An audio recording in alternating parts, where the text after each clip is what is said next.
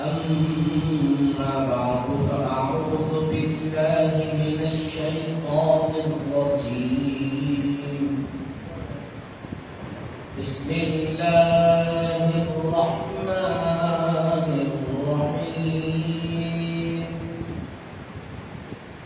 لقد كان لكم في رسول الله أسوة حسنة صدق الله العظيم وبلغنا رسوله النبي الأمين المكين الكريم ونحن على ذلك لمن الشاهدين والشاكرين والحمد لله رب العالمين. السلام عليكم ورحمة الله تعالى وبركاته. محترم و مکرم حاضرین اکرام، معزز بزرگان دین، نوجوانان اسلام، آئیے سب سے پہلے میں اور آپ مل کر عقیدت و محبت کے ساتھ تدبر و رفتگی کے ساتھ گنبد خضرا کا تصور اپنے دل و دماغ میں لیے ہوئے میرے اور آپ کے آقا صلی اللہ علیہ وسلم کی بارگاہ میں آواز بلند ہے یہ درود پاک کا نذرانہ پیش کریں، پڑھیں اللہم صلی علی سیدنا شفیعنا حبیبنا و طبیبنا و مولانا محمد وعلى آلہ واصحابہ وبارک وسلم. جن حضرات نے اعتکاف کی نیت نہ کی ہو تو وہ لوگ اعتکاف کی بھی نیت فرما لیں. نویت سنت الاعتکاف. یہ ہمارا معمول ہونا چاہیے کہ جب کبھی بھی ہم مسجد میں داخل ہوں تو مسجد میں داخل ہونے کی دعا کے ساتھ ساتھ اعتکاف کی بھی نیت کر لیں. اس کا بہت اجر و ثواب ملتا ہے. بارہا میں نے آپ حضرات کے سامنے عرض کیا، آقا کریم صلی اللہ علیہ وسلم نے ارشاد فرمایا کہ جو کوئی مسجد میں داخل ہوتے وقت اعتکاف کی نیت کر کے داخل ہوتا ہے تو اللہ سبحانہ و تعالیٰ جتنی دیر تک وہ بندہ مسجد میں رہتا ہے اللہ تعالیٰ ہر سانس کے بدلے اسے نیکی عطا فرماتا ہے. یہ صرف اعتکاف کی نیت کرنے کی برکت. ظاہر سی بات ہے ہم 12:30 بجے مسجد میں آ گئے اور تقریباً 2:30 پونے 3 بجے تک رہیں گے اور 2 بجے کے بعد تک رہیں گے تو تقریباً 2 گھنٹے اور 2-3 بڑے گھنٹے تک ہم اعتکاف کی نیت شروع کر دیں گے تو ہمیں اندازہ تک تصور بھی نہیں ہو سکتا کہ ہم نے ان 2-2.5 گھنٹے میں کتنی مرتبہ سانس لیا ہوگا. لیکن حضور کے ارشاد کے مطابق اللہ تعالیٰ ہمارے نام اعمال میں ہر سانس کے بدلے نیکی جمع فرماتے ہیں. اس کی عادت ہونی چاہیے. خطبے کے درمیان میں نے جس آیت مقدسہ کی تلاوت کا شرف حاصل کیا، بڑی مشہور آیت مبارکہ.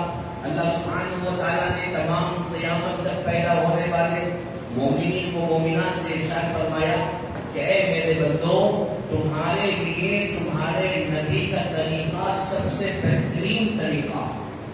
تمہارے لیے تمہارے نبی سب سے بہترین ہے. ان کا اسوہ، ان کا طریقہ، ان کی سنتیں، ان کی ادائیں، ان کے اعمال، ان کے بتائے ہوئے طریقے تمہارے لیے تمام طریقوں میں سب سے بہترین ہے. تو جب اللہ سبحانہ و تعالیٰ جس نے ہم تمام کو پیدا کیا، جو ہمارا پالن ہار ہے، روزی رساں ہے، ہماری زندگی اور موت کا مالک و مختار ہے، خوشی و غم کا عطا کرنے والا، صحت و بیماری کو دینے والا، تمام تر چیزوں کا مالک اور قادر ہے، وہ رب ذوالجلال ہم سے ارشاد فرما رہا ہے کہ میرے بندو کہ تم میرے نبی کے طریقے کو اختیار کرو، کیونکہ میرے نبی کا طریقہ تمام طریقوں میں سب سے بہترین. فی رسول اللہ اسوۃ حسنہ. لقد کان لکم، تمہارے لیے تمام اسووں میں طریقوں میں سب سے بہترین طریقہ رسول اللہ صلی اللہ علیہ وسلم کا طریقہ.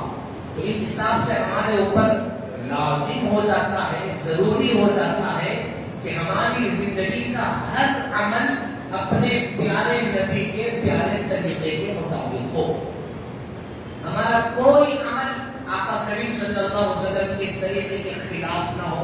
کیوں؟ کیونکہ ہم ان کے امتی ہیں، ان کے نام لیوا ہے، ان کا کلمہ پڑھتے ہیں، ان کو اپنا سچا رسول مانتے ہیں، تو جو سچے رسول ہیں سب سے زیادہ شان، مقام، مرتبے والے ہیں، جو اللہ کے محبوب اور حبیب ہے، جن کو اللہ تعالیٰ تمام انبیاء کرام نے سب سے اونچا مقام عطا فرمایا، اور اللہ نے خود فرمایا کہ میرے رسول کا طریقہ سب سے بہترین طریقہ۔ تو اب ہم بندے ہیں، امتی ہیں، رسول کے بندے ہیں اللہ کے، تو ہمارے لیے ضروری ہے کہ ہم اپنے پیارے نبی کے طریقے کو مکمل طور پر اپنی زندگی میں شامل فرمائیں۔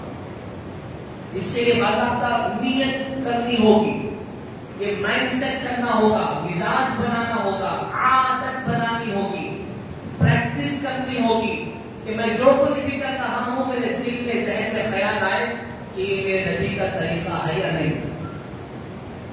اگر اس کی ہمیں عادت ہو جائے تو یقین مانیے ہم سے بڑھ کر سنتوں پر عمل کرنے والا کوئی نہیں ہوگا۔ اب کیونکہ ہم کو خیال نہیں آتا ہم جو کچھ بھی کرتے ہیں یہ سنت میں کہاں تک اس کی گنجائش ہے، نبی کا طریقہ اس میں کیا رہا، اس کی طرف ہماری توجہ نہیں جاتی، اس وجہ سے ہم جو دل میں آیا کرتے ہیں، جیسے چاہے ویسا کرتے ہیں۔ جیسا کہ دوسرے دنیاوی کام، غیر ضروری کام کو تو چھوڑ دیجیے، میں ان کی بات بھی نہیں کر رہا ہوں۔ دنیاوی غیر ضروری کام جن کا اسلام، ایمان، ثواب سے کوئی تعلق نہیں ہے، ان کی میں بات نہیں کر رہا۔ ایسے کام جو ہم اچھے سمجھ کر کرتے ہیں اور ان کاموں میں ہمارے نبی کا کوئی سنت طریقہ، اس میں طریقہ موجود ہے۔ مثال کے طور پر پچھلے جمعہ میں نے آپ حضرات کے سامنے عرض کیا کہ بچوں کی ولادت کے تعلق سے کہ ہمارے آقا کریم صلی اللہ علیہ وسلم کا جو سنت طریقہ ہے، ہمارے آقا نے جو ہمیں تعلیم دی ہے کہ جب بچوں کی ولادت ہو تو ان کے کان میں اذان کہو، ان کا اچھا سا نام رکھو، سیدھے کان میں اذان، سیدھے کان میں اقامت۔ میں اسی سلسلے میں کوشش پڑھ رہا تھا، معلومات کر رہا تھا، ایک حدیث سے بات مجھے یہاں تک ملی کہ فرمایا کہ اگر کوئی بچہ پیدا ہو تو سیدھے کان میں اذان دو، پھر بائیں کان میں اقامت دو، پھر سیدھے کان میں اذان دو، پھر بائیں کان میں اقامت دو، پھر سیدھے کان میں اذان دو۔ یعنی 3 مرتبہ سیدھے کان میں اذان دینے کی روایت بھی ملتی، 2 مرتبہ بائیں کان میں اقامت۔ یہ بھی طریقہ بتایا گیا، ہم نے کبھی سنا نہیں، ہمیں کوئی بتایا بھی نہیں دیا۔ لیکن یہ بھی ہے اگر اتنا نہیں کر سکتے تو کم سے کم فوراً امیڈیٹ جیسا بچہ صاف ستھرا ہو جائے فوراً جا کے اذان، یہ طریقہ لازم۔ دوسرا کیا بتایا گیا کہ ہم 7 دن تک اس کا نام سوچ کر اچھا سے اچھا نام رکھیں، 7ویں دن عقیقہ کریں، اس کے بعد نکالیں، بال کے وزن کے مطابق، اچھی طاقت ہو تو سونے کی مقدار میں، اگر نہیں کمزور میڈیم ہے تو پھر چاندی کی مقدار میں، صدقہ بچے کے نام سے غریبوں میں کر دیں، اس کا جو ثواب ملے گا۔ اور فرمایا کہ اچھا نام رکھیں، اچھا نام رکھنا بھی بچوں کے حقوق میں سے حق ہے، کیونکہ آپ جو نام رکھو گے بچہ ہمیشہ زندگی بھر وہ نام سے پکارا جائے گا، قبر میں وہ نام سے پکارا جائے گا، حشر میں وہ نام سے پکارا جائے گا۔ اب کوئی اپنے بچے کا نام چنو میاں رکھتی ہے، کوئی اپنے بچے کا نام منو میاں رکھتی ہے، کوئی بابو رکھتی ہے، کوئی بابا رکھتی ہے، تو آپ ذرا سوچیں کہ ماں باپ کیا سوچ کر ایسے نام رکھ سکتے ہیں۔ اب وہی نام سے ساری زندگی مشہور۔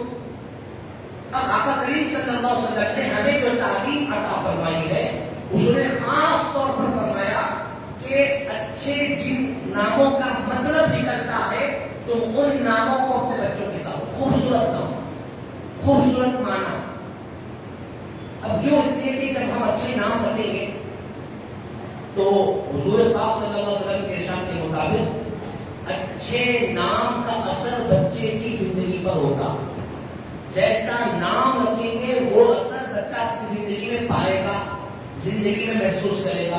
غلط نام رکھیں گے تو غلط اس کی زندگی پہ اثر ہوگا۔ تو عقیدے کے ساتھ ساتھ اچھا نام رکھنا بھی یہ ماں باپ کی ذمہ داریوں میں سے ایک ذمہ داری ہے۔ اس کے لیے میں نے بارہا حضرات کے سامنے عرض کیا کہ بچوں کے نام رکھنے کے معاملے میں انٹرنیٹ، آن لائن یا گوگل وغیرہ کا استعمال نہ کریں۔ وہ زمانہ گیا جس زمانے میں علماء کرام کی کمی تھی، اہل علم کو تلاش کرنا پڑتا تھا یا دور جا کر کے ملاقات کرنا پڑتا تھا۔ آج کا زمانہ تو اہل علم سے بھرا ہوا ہے الحمدللہ۔ ہر گھر، ہر گلی، ہر مسجد، ہر محلے میں کوئی نہ کوئی بہترین عالم دین آپ کو مل جائے۔ ان سے آپ ملاقات کر کے اپنے بچوں کے نام کی ترتیب رکھ سکتے ہیں، معنی و مطالب کے حساب سے ان کا نام رکھ سکتے ہیں ماشاء اللہ. تو یہ ایک مسئلہ ہو گیا. اب تیسرا مسئلہ آپ نے تو ایک آیت سے پچھلے جمعہ میں نے آپ کے سامنے تمام تفصیلات عرض کر دی، تمام تفصیلات جو کچھ بھی میرے ذہن میں تھا میں نے مطالعہ کیا تھا آپ حضرات کے سامنے عرض کیا کہ عقیقہ کسے کہتے ہیں، عقیقہ کب کرنا چاہیے، عقیقہ کیسا کرنا چاہیے، اور یہاں تک بتایا گیا کہ عقیقہ کرنے کا طریقہ کیا ہے، گوشت تقسیم کیسے کریں، تمام تفصیل آپ حضرات کے سامنے رکھ دیا. اور یہ عرض کیا تھا کہ 7ویں دن عقیقہ کرنا یہ بہترین سنت، 7ویں دن ہی کرتے رہو. اگر نہیں ہوا 14 دن میں کرو، نہیں ہوا 21 دن میں کرو، پھر نہیں ہوا تو پھر آپ کی مرضی، جب آپ کو سہولت ہے تو کرو. اچھا بہت سارے ایسے لوگ ہیں کہ جن کا عقیقہ نہیں ہوا، عمر بڑھ گئی. غالباً پچھلے دنوں میں بس کسی صاحب نے مجھ سے سوال کیا، انہوں نے کہا کہ بھائی میرا 50 سال سے زیادہ میری عمر ہو گئی ہے اور میرا عقیقہ نہیں ہوا، تو کیا میں اب اپنا عقیقہ کر کے سکتا ہوں کیا؟ بالکل کر سکتے آپ. 7 دن میں نہیں کرے، 14 دن میں نہیں کر سکتے، 21 دن میں. اس کے بعد جب آپ کو موقع ملے آپ اپنا عقیقہ کر سکتے. ابا جو بول رہے ہمارے ابا انتقال ہو گیا، ہمارے ابا کرنا عقیقہ ہوگا تو انتقال ہو گیا، ہم اپنا عقیقہ کیسا کر لے سکتے؟ تو آپ کے ابا رہے تو آپ اپنا ولیمہ نہیں کر لیتے، کر لیں گے. جیسا اپنا ولیمہ کر لے سکتے ویسے آپ کا عقیقہ بھی کر لے سکتے. آسان ہے، کوئی پریشان ہونے کی ضرورت نہیں.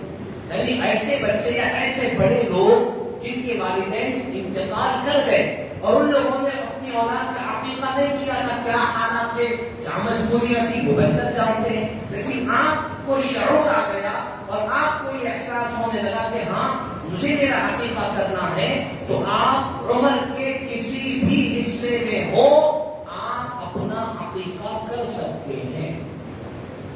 شریعت نے اس کی اجازت دی ہے، بالکل آپ اپنی حیثیت کے مطابق آپ اپنا عقیقہ کر سکتے ہیں جب چاہیں. عمر کی اس میں کوئی قید نہیں.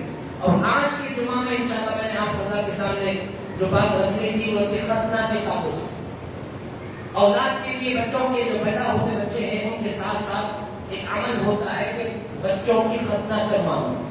یہ ختنہ کیا ہے؟ یہ بھی انبیاء اکرام کی سنت ہے. ختنہ کروانا انبیاء اکرام کی سنت. کسی نے سوال کیا کہ اگر کوئی ختنہ نہ کروائے تو کیا وہ مسلمان نہیں ہوگا؟ بالکل مسلمان ہوگا.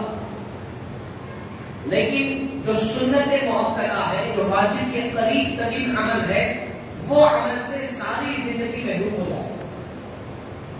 تو لہٰذا انبیاء اکرام کی سنت ہے ختنہ کروانا. اور جیسا میں نے پچھلے جمعہ عرض کیا کہ ہم نے اور آقا کریم صلی اللہ علیہ وسلم کا بڑا فرق ہے. وہ اللہ کے محبوب ہیں، ہم تو ان کی امت کے غلام ہیں. ہمارے لیے ہے کہ ہم ختنہ اپنے بچوں کی کروائیں اور آقا کریم نے اس کی تعلیم دی، حکم ارشاد فرمایا.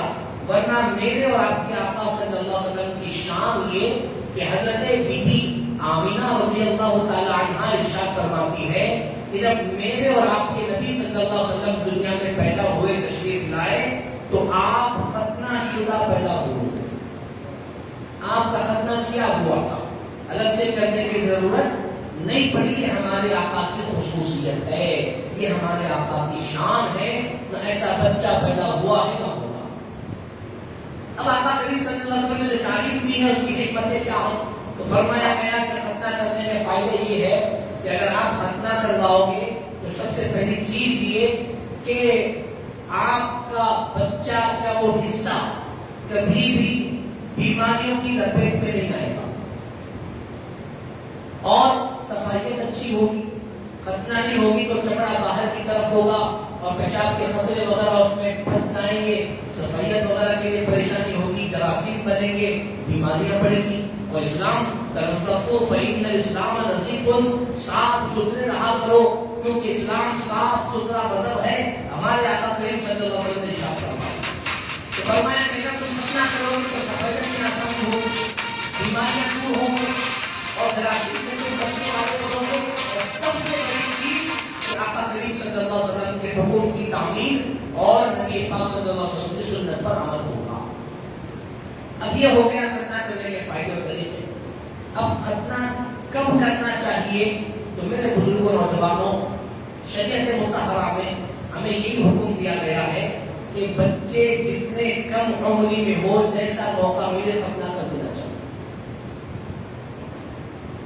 جب آپ کا بچہ صحت مند ہے، ڈاکٹرز کہہ رہے ہیں کہ بھائی یہ بچہ 1 مہینے کا ہے، 20 دن کا ہے، 15 دن کا ہے، 10 دن کا، لیکن صحت مند ہے اور آپ کا بچہ ختنہ کرانے کے قابل ہے، اگر ڈاکٹرز کہہ رہے ہیں تو کسی بھی عمر میں ہو اس کا ختنہ کر دینا چاہیے. بہت سارے لوگ اس میں احتیاطی کرتے ہیں اور بچے کو تالوں سے ڈھیل چھوڑتے ہیں اور بچہ عمر میں بڑھتے بڑھتے 6 مہینے، 8 مہینے، سال، 1.5 سال، 2 سال کا ہو جاتا ہے، 2.5 سال کا بھی ہو جاتا ہے، اور اتنی عمر میں لا کے بچوں کی ختنہ کریں. آپ یقین جانیں چھوٹے بچے کی جب ختنہ کریں گے تو اس کو تکلیف کا احساس نہیں ہوگا.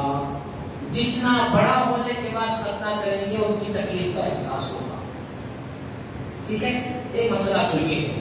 دوسرا، آج کے ڈاکٹرز بھی یہ کہتے ہیں کہ اگر کم عمری میں، اگر کیونکہ چمڑا تھوڑا ہوتا ہے اور بچپنے سے اگر کم عمری میں چھوٹے رہتے بالکل پیدا ہونے کے چند دنوں کے بعد اگر ختنہ کروا دیں گے تو پھر بعد میں زیادہ عمر میں ختنہ کرانے والے بچوں میں یہ بچے کی صحت تندرستی اس بچے کے مقابلے میں زیادہ بہتر ہوگی. یہ بھی میڈیکل لائن کے لوگوں نے کہا. اور اس کے علاوہ شریعت مطہرہ کے عمل کرنے کے معاملے میں دیر کرنا یہ مناسب بات نہیں.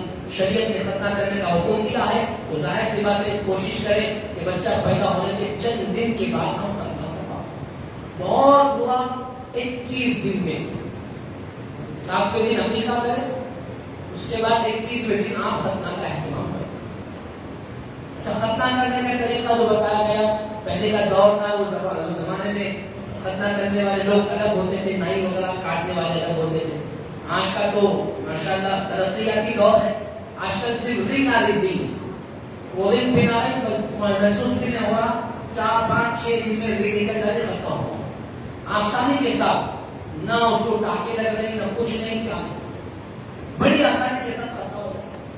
تو آپ اس کو اس کا استعمال کریں، اچھے ڈاکٹرز کے پاس کرائیں اور اس کا کم عمری میں بھی آپ کریں گے تو بچے کو کوئی نقصان نہیں ہوگا. 21 دن جیسا ہو جائے مشورہ کریں اپنے گھروں سے اور فوری کرائیں. بعض لوگ موسم کے حساب سے ڈرتے نہیں، سرما میں کرائیں تو نہیں سوکھے گا، گرما میں کرائیں گے بچہ سوکھ جاتا ہے، ایسا کچھ بھی نہیں. آپ جس میں بچوں کی وہ عمر ہے کہ جس عمر میں ہر چیز ان کے لیے سوٹیبل ہوتا ہے، کسی بھی عمر میں آپ کرائیں، کسی بھی موسم میں آپ کرائیے، اس میں کوئی رکاوٹ نہیں. تو ایک تو مسئلہ یہ ہو گیا کہ 21ویں دن کرا لینا چاہیے. پھر اگر ڈاکٹرز منع کر رہے ہیں، بعض مرتبہ پیدا ہونے والے بچے کو جانڈس زیادہ ہوتا ہے، القام اکثر ہوتا ہے چھوٹے بچوں کو القام. اگر ایسے بچے ہیں کہ جن کو القام زیادہ ہے تو پھر ان کا القام کم ہونے تک یا عقیقہ ہونے تک یا کچھ دن گزرنے تک یا پھر 1 مہینہ بہت ہوا، آپ کا بچہ ہیلتھی اچھا ہونے تک آپ انتظار کریں، اس کے فوراً بعد اپنے بچوں کی ختنہ کی فکر کریں. اور دوسرا مسئلہ شریعت مطہرہ میں فقہاء کرام نے بیان فرمایا کہ بہت سارے لوگوں میں یہ خیال ہے کہ ختنہ ہونے کے 21 دن کے بعد پانی نہلاتے، کہ بکی میں پانی رکھ کے وہ پڑا کے پھونک کے اس کو پونا پلا کے وہ جا کے نکل کے پانی پلا کے. شریعت میں اس کی کوئی گنجائش نہیں. ختنہ کی دعوت، ختنہ کے پھولا، ختنہ کے سہرا اس کو پورا برا بنا دیتے ہیں. ختنہ ہوئی اس کی الگ دعوت ہوتی ہے، وہ رسم. یہ تو ہمارا کہنا یہی ہے کہ ایسے رسم و رواج جن میں سوائے فضول خرچی کے کچھ نہیں ہے، ہمیں ان چیزوں سے احتیاط کرنا ہے. رسم کو مٹاؤ، سنت کو شامل کرو. پیارے آقا کریم صلی اللہ علیہ وسلم نے ختنہ کرنے کا حکم دیا. اس کے علاوہ کے جو ہمارے پاس طریقے رائج ہے کہ اتنے دن میں پانی نہلانا، پانی نہلانے کا طریقہ یہ ہے اور پانی نہیں نہلائے جب تک اس کو جو پانی نہیں ڈالنا، یہ تمام تر طریقے غیر ضروری، غیر شرعی ہیں. ہاں، آپ اپنے طور پر اپنے خاندان والوں کی دعوت کرنا چاہیں، ان کو بلا کے کھلا دینا چاہیں تو شریعت اس سے منع نہیں کرتی.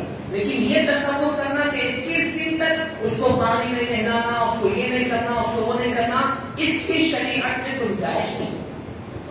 غیر ضروری عقائد کو اپنے قریب آنے نہ دے، غیر شرعی سوچ، غیر شرعی خیالات کو اپنے قریب آنے نہ دے۔ 21ویں دن میں جب آپ کا بچہ ریت نکل گئی، صحت مند ہو گیا، اس کو پانی دلا دو، کوئی ایسا مسئلہ نہیں۔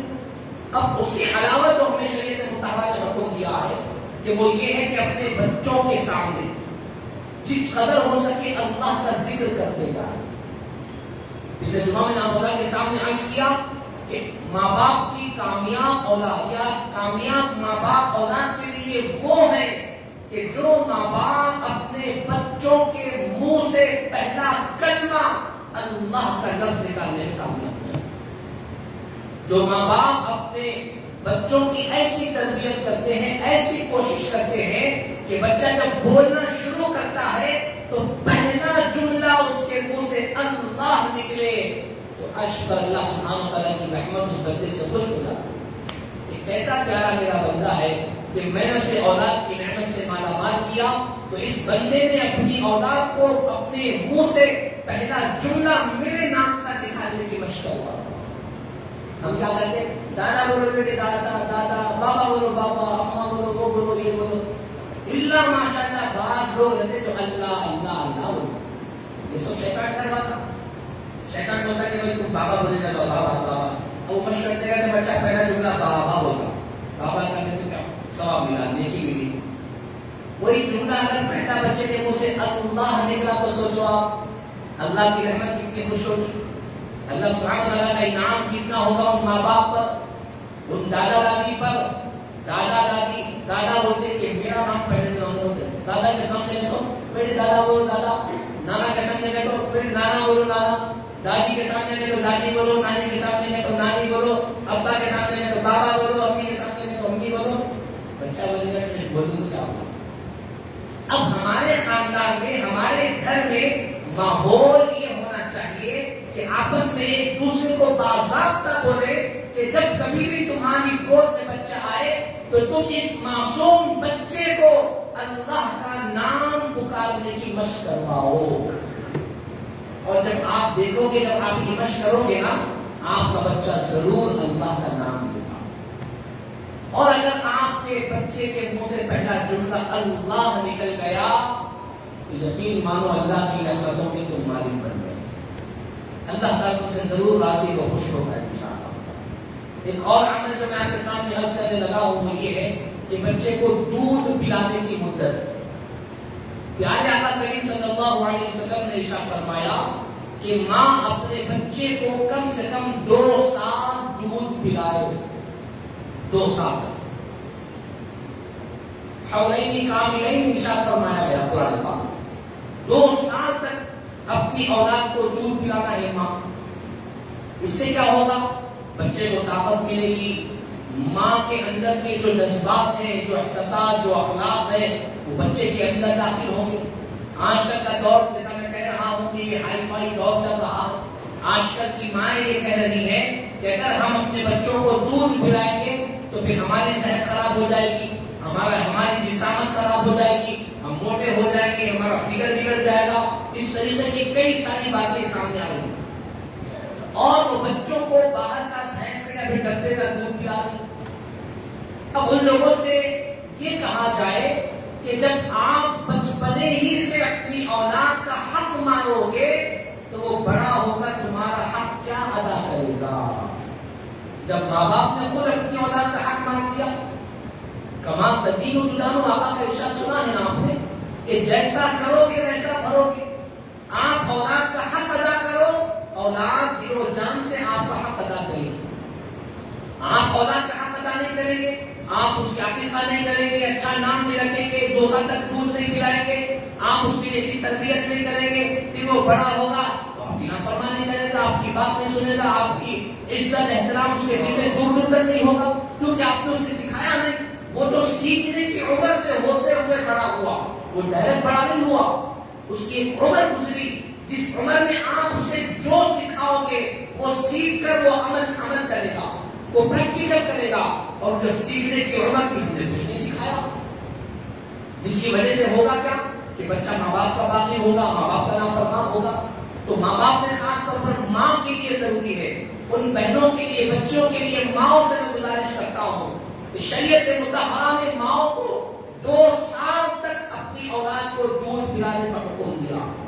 ہاں اگر ایسی ماں ہے بیچاری جس کے پاس دودھ نہیں آتا، اور آپ یقین کریں اللہ سبحانہ تعالیٰ کی قدرت کا مشاہدہ کریں کہ کیسا قادر مطلق ہے میرا پروردگار اللہ، کیسا اپنے بندوں سے محبت کرتا ہے کہ بچہ پیدا بعد میں ہوتا ہے، اللہ ماں کے سینے میں پہلے دودھ عطا کر دیتا ہے. یہ اللہ کی قدرت ہے. اللہ سبحانہ و تعالیٰ اپنے بچوں کی اپنے بندوں سے ایسی محبت کرتا ہے کہ ماں کے دل میں اولاد کی محبت بھی عطا فرماتا ہے. اللہ سبحانہ و تعالیٰ نے یہ اصول بنا رکھا کہ کیسا قادر مطلق ہے. 9 مہینے تک ماں کے پیٹ میں بچے کو محفوظ رکھتا. 9 months تک آپ ذرا تصور کریں، آپ غور کریں کہ 9 مہینے تک 2.5 3 3.5 کلو کے بچے رہتے ہیں ماں کے پیٹ میں. آپ جب بچے کو دیکھتے تو آپ کا دماغ کام نہیں کرے گا کہ اتنا بچہ، اتنا بڑا بچہ ماں کے اتنے سے پیٹ میں کیسا سمایا ہوگا، کیسا سانس لیا ہوگا، کیسا غذا کھایا ہوگا، کیسا پرورش پایا ہوگا، 9 مہینے تک کیسا زندہ رہا ہوگا. یہ اللہ کی قدرت ہے. یہ بے شک اللہ ہی کی قدرت ہے، اس کے علاوہ کسی کے پاس طاقت نہیں کہ یہ کام کر سکے. یہ رب ذوالجلال کی شان ہے، یہ ہمارے مولا رب ذوالجلال کا کرم ہے، اس کی قدرت ہے، اس کی طاقت ہے کہ رب ذوالجلال ماں کے پیٹ میں 9 مہینے تک رزق دیتے ہوئے بچے کی حفاظت کرتا ہے. اور اس کی دنیا میں آنے سے پہلے ماں کے سینے میں دودھ عطا فرماتا تھا کہ بچہ پیدا ہونے کے بعد ماں اپنی اولاد کو دودھ پلائے. تو یاد رکھیں شریعت میں بچے کو دودھ پلانے کی مدت 2 سال. 2 سال تک ماں اپنی اولاد کو دودھ پلانا. ہاں اگر بیماری ہے، کمزوری ہے، دودھ نہیں آ رہا ہے تو کوشش یہ کرے کہ کسی اور خاتون سے دودھ پلوائے جو طریقہ رہا ہے. اور اگر دوسری خاتون نہ ہو، مجبوری ہے، تو اس صورت میں آپ ڈبے کا دودھ استعمال کر سکتے ہیں. 3rd آپشن ہے 3rd. اور ہم نے 3rd کو کیا کر دیا؟ بڑی مشکل سے 2-3 مہینے 4 مہینے پلاتے، اس کے بعد چھڑایا. ڈبے کا دودھ پلا رہے اس کا سیریلیکس. خیر 2 سال تک خدا کے لیے آپ شریعت کے اس حکم پر عمل کریں. جیسا میں نے کہا کہ ہمیں اپنے آقا کے طریقے پہ عمل کرنا. حضور نے ہمیں یہ فرمایا، قرآن کی تعلیمات یہ ہے، حولین کاملین، 2 سال تک اپنے بچوں کو دودھ پلاؤ. اور اگر اس کے خلاف ہم کام کریں گے تو پھر سوچیں آپ کس کی خلاف ورزی کر رہے ہیں. ہمارے بچوں کی صحت کا کیا ہوگا، ہم سے ان کی انسیت کا، تعلق کا کیا رابطہ ہوگا، اس کی طرف آپ توجہ کریں. لہٰذا میرے بزرگوں نوجوانوں 2-3 چیزیں جو میں نے آپ کے سامنے عرض کی ہے کہ ختنہ جس قدر جلدی ہو سکے ہم کو اپنے بچوں کی کرانا. یہ سنت ہے موقع واجب کے قریب فرمایا گیا. تاخیر نہ کریں کیونکہ بچے کی عمر بڑھے گی، اس کو تکلیف میں اضافہ ہوگا. مزید آپ کے سامنے یہ عرض کیا کہ جیسے ہی بچے کی ناف گرے یا پھر جانڈس وغیرہ کی بیماری نہ ہو، بچہ صحت مند دکھے، آپ بچے کی ختنہ کریں. موسم کوئی بھی ہو، موسم کا اعتبار نہیں.